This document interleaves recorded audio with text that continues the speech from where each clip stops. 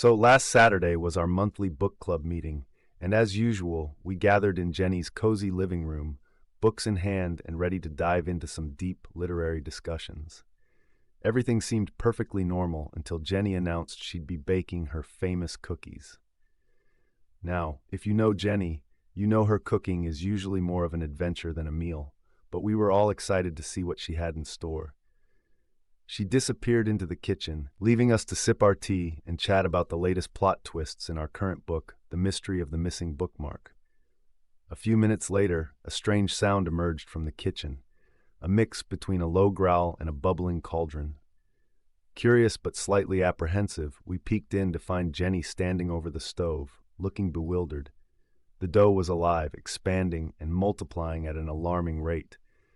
Within seconds, it started spilling over the mixing bowl like some sort of doughy tsunami.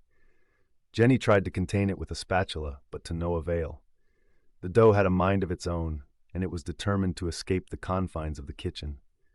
In a panic, we all grabbed whatever we could, spoons, pot lids, even the book we were supposed to be discussing, to try and stop the dough's relentless spread.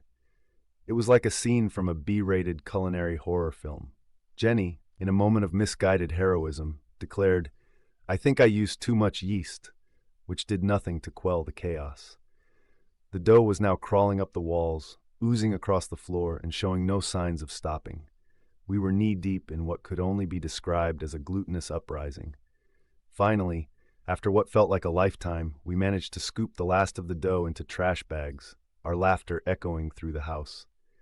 As we sat there, exhausted and covered in flour, Jenny looked at us with a sheepish grin and said, "Well, at least now we know why the dough wanted to escape. It's a rebel without a cause." And just like that, the case of the self-replicating dough was solved, leaving us with a story to tell and a new appreciation for takeout.